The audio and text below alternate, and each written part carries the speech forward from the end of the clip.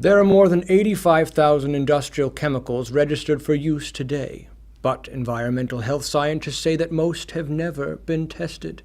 We wanted to know why. When it comes to chemicals, our system favors corporate profits over the public's health.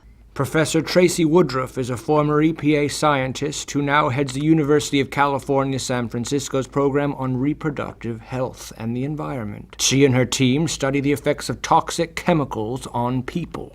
Who is responsible for making sure that chemicals are safe? It turns out that the public is ending up making sure that chemicals are safe. In theory, the government should be making sure that chemicals are safe before they go into our products.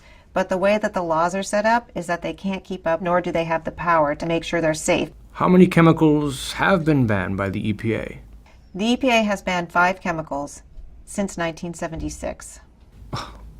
That would lead many people to believe that most chemicals are safe.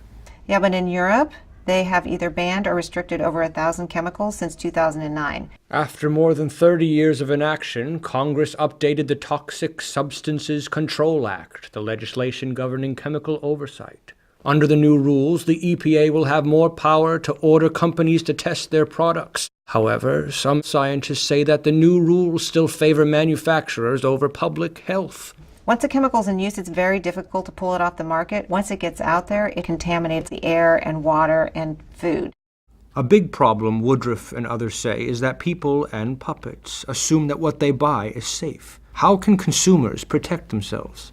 It's not easy, but we do have a couple recommendations. First, consumers can look to watchdog groups like Breast Cancer Fund or Environmental Working Group that monitor chemical research. There's even an app called Safety Nest that people can use to look up the types of things in their home and give them tips about how to reduce chemical exposures in your home. Second, you should check labels. Our recommendation is simpler is better. Try and choose things with less ingredients. Third, ask for the safety data on products that don't have labels. So these kinds of items can have things like formaldehyde. Just asking for this information sends a message that you want to know that the chemicals they're using in their products are safe.